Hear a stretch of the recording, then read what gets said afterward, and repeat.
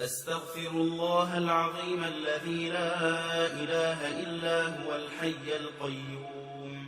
غفار الذنوب ذا الجلال والإكرام، وأتوب إليه من جميع المعاصي كلها والذنوب والآثام، ومن كل ذنب أذنبته عمدا وخطأ